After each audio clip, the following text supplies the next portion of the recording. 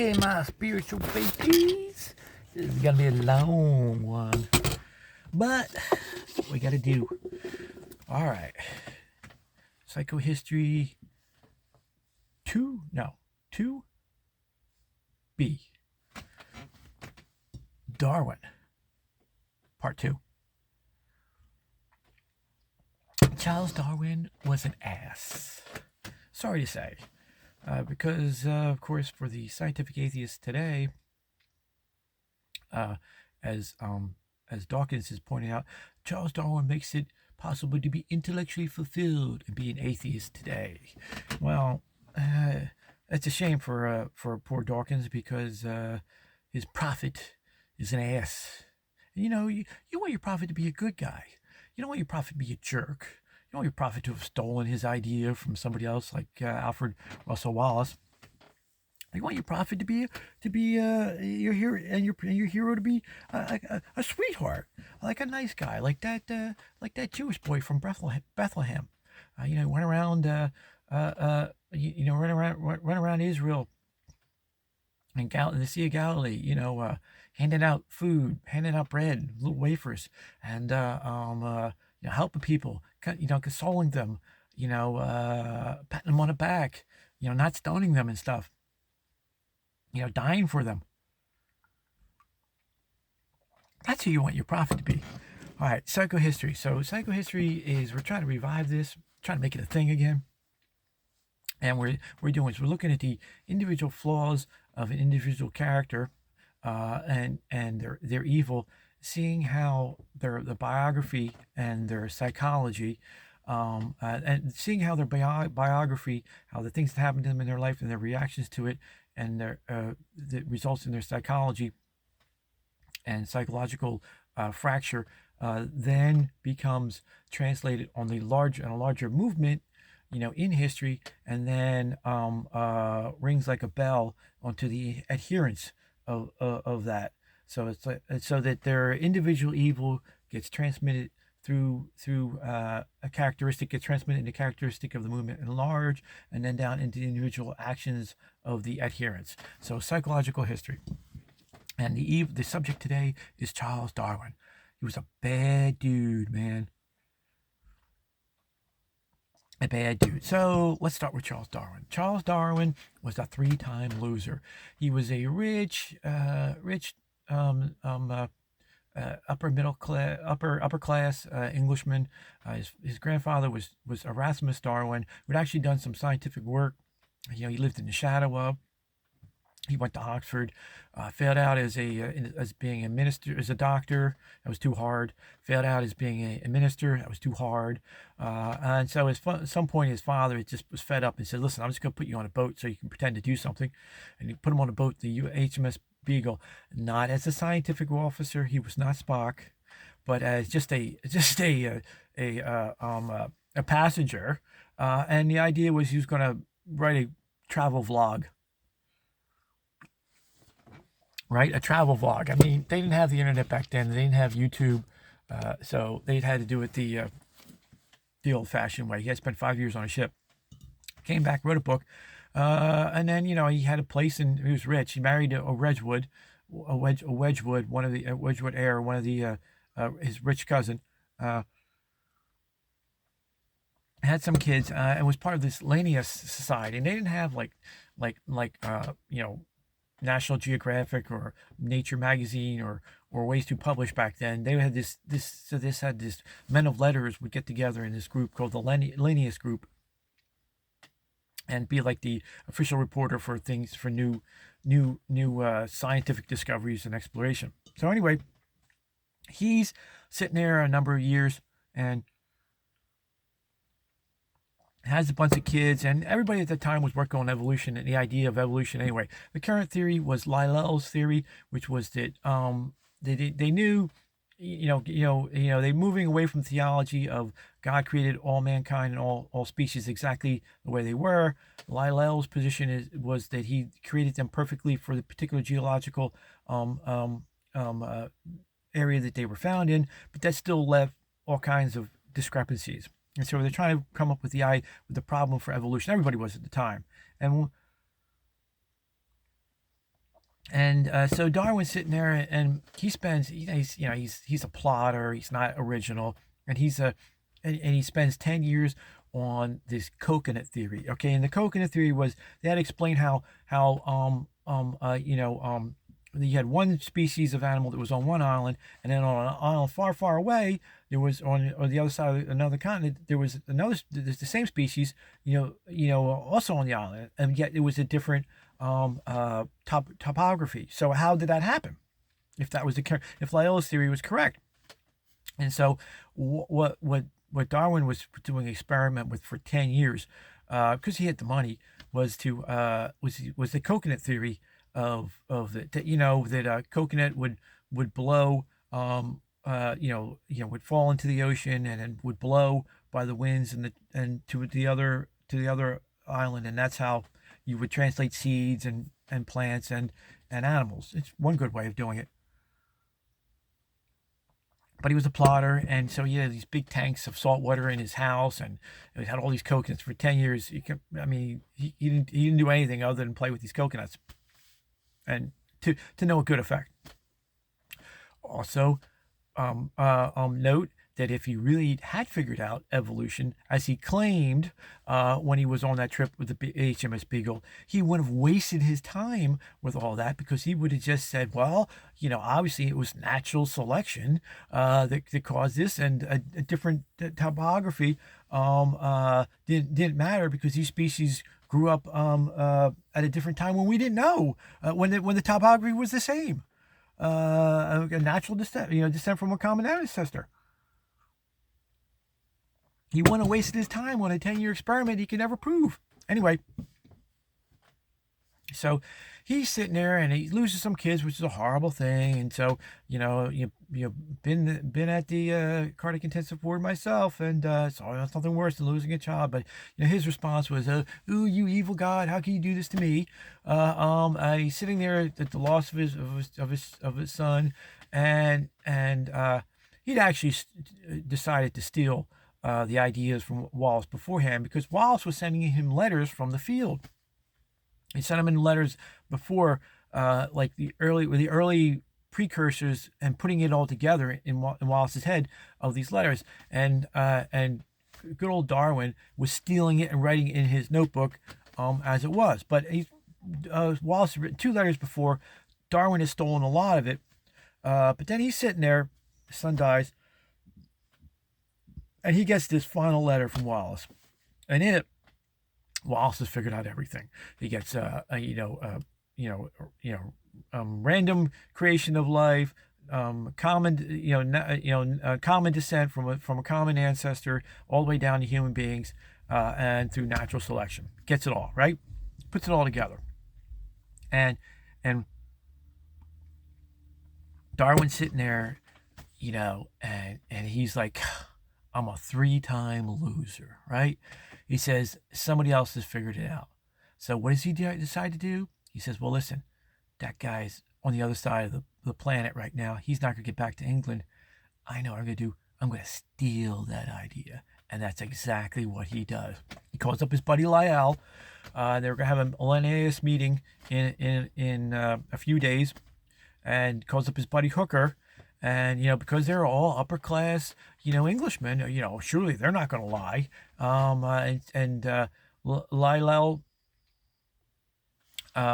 takes over, goes over with Hooker and some papers, like a paper from Asia Gray, who was an American biologist who he allegedly wrote to, but he didn't tell him about the whole story, right? And they go over there and they disclose this to the Linnaeus Society, saying, "Oh, look, Alfred Wallace has provided a letter. Here's the letter.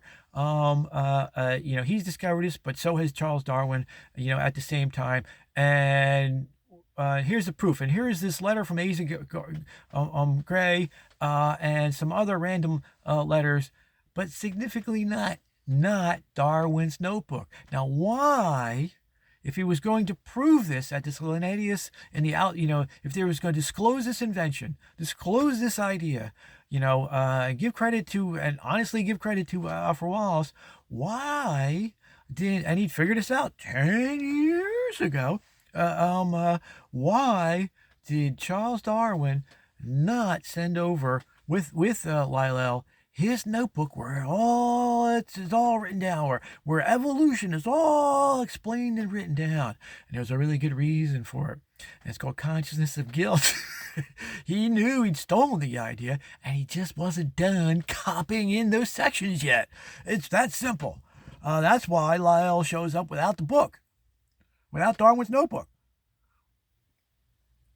So anyway, let me back up a little bit and say, who is Alfred Wallace? Alfred Russel Wallace was actually a real genius, but he was a poor Welshman.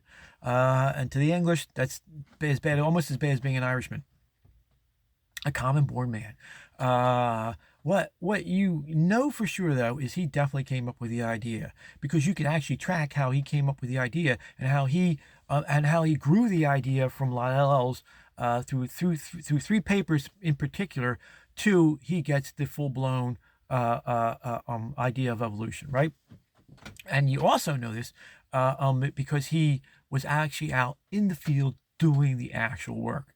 So, to them, he was just a bug collector, except that he's the guy doing the actual work.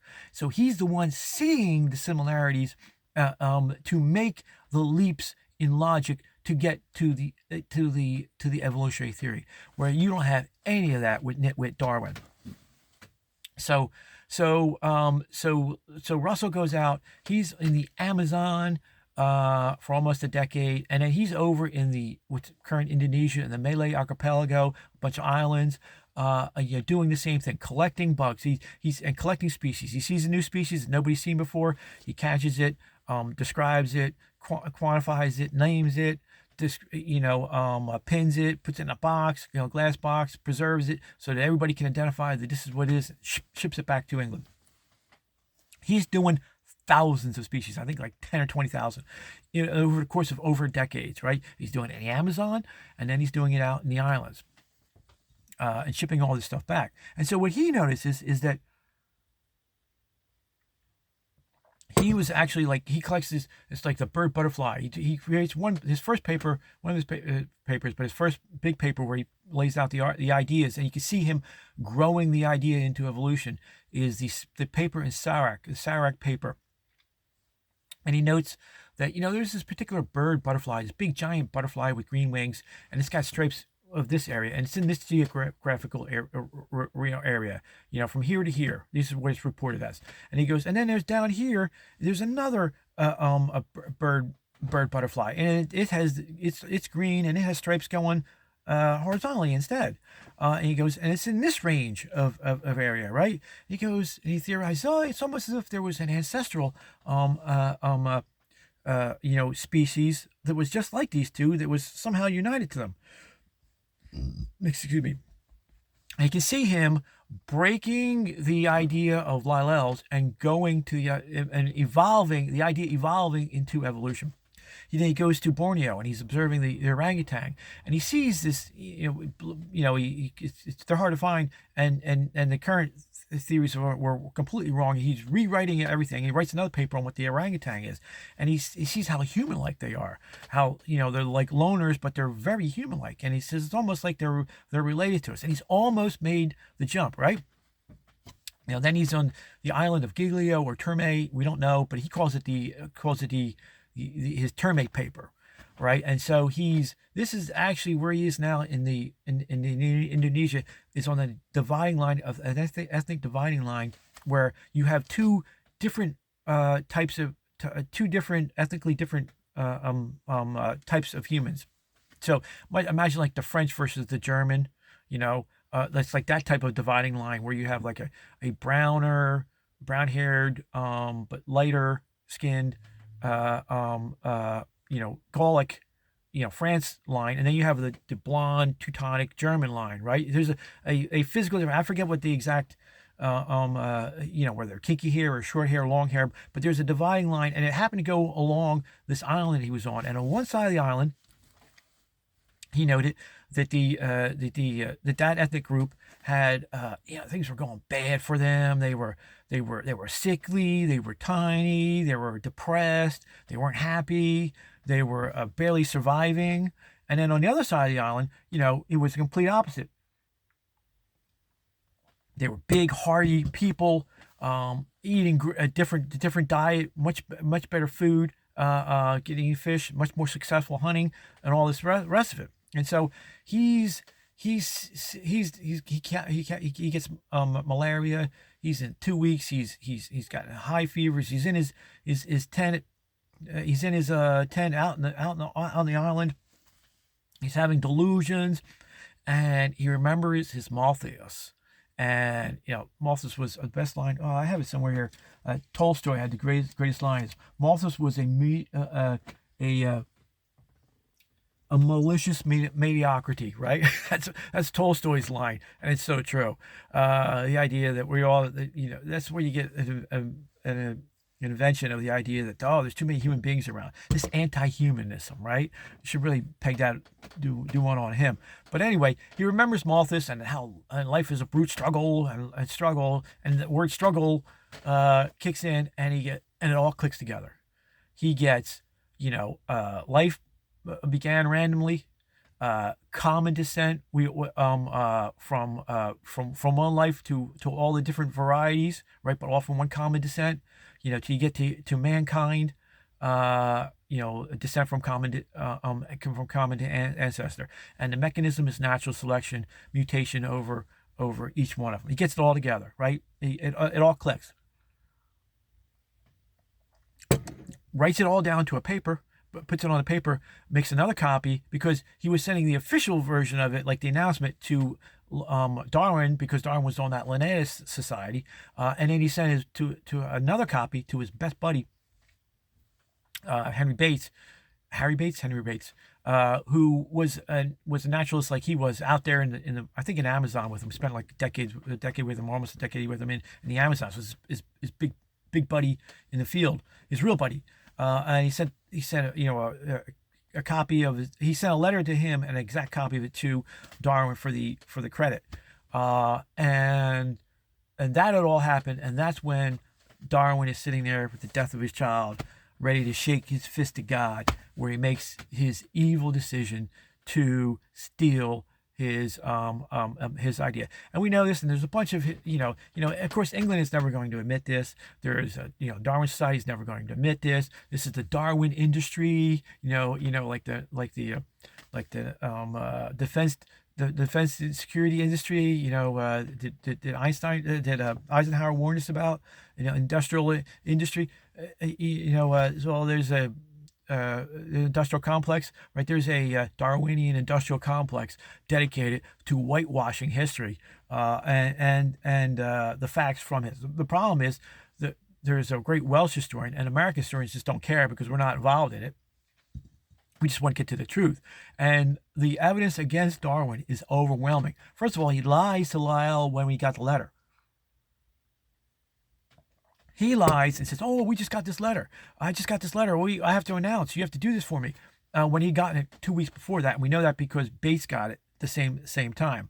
He got the same letter, the exact same letter at the same time, right? And of course, he didn't send his notebook in with Lyell to the meeting, so that Lyell can say, hold up the book. Say, listen, and here goes Alfred Wallace. Here goes Wallace's letter. But look, here goes Charles Darwin's notebook. Look, he did it. He came up with the same idea. Look. That didn't happen. That didn't happen for a very good reason, because Charles Darwin had the notebook, because he wasn't done copying all of Alfred Wallace's ideas into his notebook to take credit for it. A great American historian noticed that in Darwin's notebook, where he lays out this, and so the first and second letter on Wallace is sent 6 months beforehand, right? And that's and Darwin was busily stealing that and worked that into his notebook before that. But the new one, where they're all put together, he hadn't. So in that notebook, this historian noticed that, wait a minute, there are 60 pages in the heart of it, the whole theory of natural selection, right? That's on a different type of paper, as if somebody, because back then you bought papers in batches, as if somebody split the book and put 60 pages in there. That's somebody being Charles Darwin. And what was in that 60 pages? Of course, the heart of the idea, because he's stolen it from Alfred Wallace.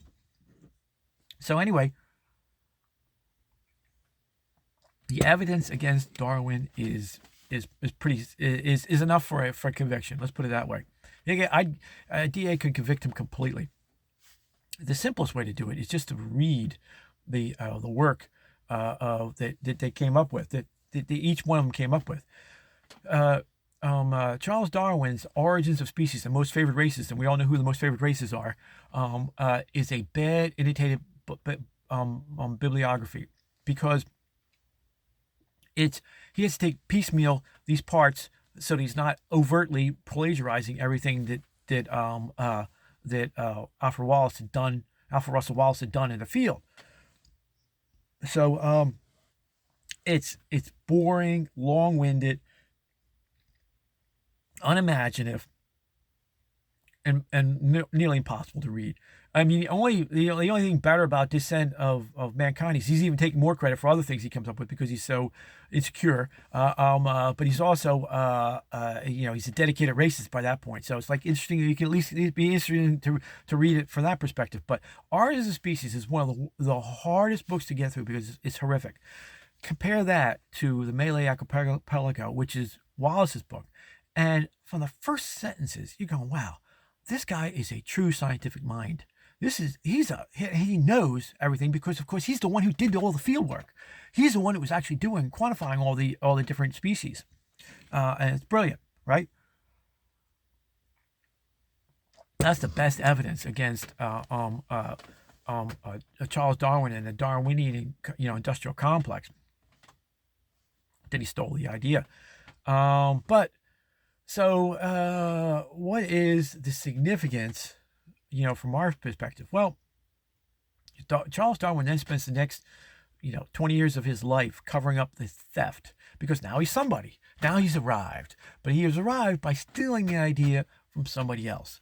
And this is when he hides from being an atheist, but he writes everything, in this couch passive aggressive language, and he's an atheist. And once his although it was hidden by the Darwinian industrial complex, his final writings, but now that we have his final writings, he's a pure atheist. And he's gone pure atheist, because he has to go to be pure atheist, because of course now he cannot abide the idea of eternal heaven, God above, saying what he did was evil, and him having to pay a penalty for it. So he then spends the rest of his life fighting subconsciously, because then it was still not a good thing to be an atheist, out in the English culture at the time, because there's a problem in a flaw in atheists, and it's real simple. Whatever age they're in, they have the same flaw, and the flaw is that atheists are assholes. I'm sorry, there's just no good way to say it. They're a bunch of assholes. Now, there are atheists who are good people. I don't want to say that there aren't. I mean, there are people who, horribly injured people that go, why God will you done this to me, that are atheists. But those people, and they are good people. But you know what they are? They're just bad atheists. I'm sorry. They are, and they're good people, and they need to come to grips with life. But that's not Darwin. Darwin was an ass, as most atheists are. And now they're a truly asshole atheists. Stalin, Marquis de Sade. That's what your atheist is, right? But just like them, Darwin needs to prove that God did not create life, God did not create the world, God did not create mankind, that mankind did not come here because of divine will, but because of random processes, mutation, and natural selection, and that Jesus was completely wrong. I mean, like I said, a lot of this is a complete opposite of Christianity that was floating around in that time. All of Western tradition produced that society, but there was as there is in human nature, there was a pushback, a callback, a fight back against that, and so it was all in the air. This anti-Christianity, anti-Westernism, theology that atheism is. So, if England and was colonizing, and the idea was to send out the gospel, spread out the gospel, take the word of God to the rest of the world. By that time in English history, it was past that. It was all about power, greed, accumulation of wealth. They ran out of Englishmen. They had to rely on the Irish, and they needed an excuse to exterminate the indigenous populations of these individual lands. And what better excuse than that they're all scientifically inferior? They all, races are going to be removed anyway, because of the most favored race is the white race, and their lesser favored races, and they're going to be naturally selected out. There's no better reason. So we might as well just get early started on it and exterminate these indigenous populations. And that's what was going on in England at the time that he was reflecting. So instead of so they had reject Christianity, and Jesus's, the meek shall inherit the earth, and it became the strong shall inherit the earth. And so this individual biography of Darwin then gets reflected onto the larger movements of the time, the anti-Christian, anti-Western tradition movement. And it goes over Germany, and we'll talk about that, how that ends. Goes to the Marxism and materialism, and we'll talk about that.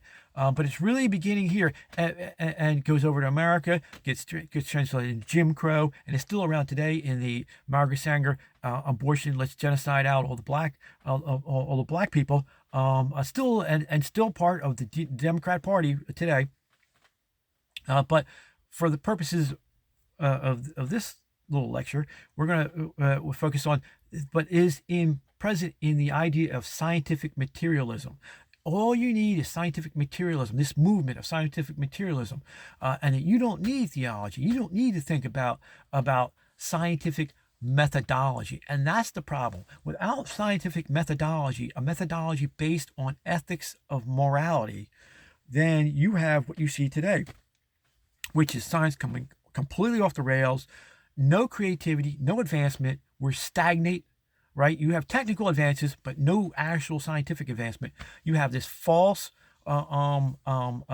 religion of climatology, which masquerades as a science. You have these and genderology, which masquerades as science, and you have the death of science because of the materialism that Charles Darwin had to project psychologically to cover up his theft. This is the psychohistory of it. The lesson of history that we should not repeat, that we should reject. And so it might make Dawkins intellectually fulfilled for this because now he can lie. There is no God. There is no moral system to the universe. There is no payback for injustice in the afterlife. And how can you do science like that? You can't. And that's why you can't trust. If you can't trust Darwin to tell you, if you can't trust the scientists to tell you who came up with the idea, there's a reason for that. Well, rationality isn't about reason. We are the public defender of reason, because you have to have no biases. You can't purify yourself of the biases unless you follow the life of Jesus Christ and do what he told you to, and follow his example. And if you don't purify yourself, you can't get to pure reason. You can't get to pure truth. Instead, you have bias. And interesting enough, Wallace goes, I came up with that idea. The idea was around the air, by other people too. It's like, it doesn't make any sense. That evolution doesn't make any sense. And he pointed out a lot of the reasons why, and he rejected it because he was a true scientist. Now, instead, it keeps popping up. It keeps surviving because of a delusion, because it's not science at this point. At this point, it's its own religion. It's Scientology. It is not rationality. It is not based on reason. It is not based on science. And we know the exact opposite. It's not the case that you mutate. The genome, because we know about DNA now, is unbelievably stable. It's got parts of it that deliberately replicate itself and fixes errors. And the genome of a human being is recognizable today as it was when we finally go extinct. You can identify an animal because when they pop up into existence, they are exactly the same, whatever it is, till the very end, until when they disappear from the geological record. And so it's not that you have this constant mutating, species into a giraffe or enough. He was wrong. Evolution is wrong. It's really wrong, and we can't get over it because we have this religion masquerading as a science, scientific Darwinism, that allows people to be evil to other people, and lie, lie about it, to this day. And that's why we have to get rid of it with good doses of coffee and psychological history. Well, my spiritual babies, I guess that's our lesson for this. We had to do this, so the next steps are how it goes across the pond to Europe, through Haeckel, another German proto-Nazi, takes over Germany, becomes Herr Hitler's guiding principle, and also then on to Marxism, Stalin. Maybe we'll do Nietzsche and the Superman, the Übermensch. But we'll do our later episodes of psychohistory. But I think that's it for Darwin, for the moment. You always want a good prophet. If you're going to spend your life dedicated as a dedicated follower, sign up.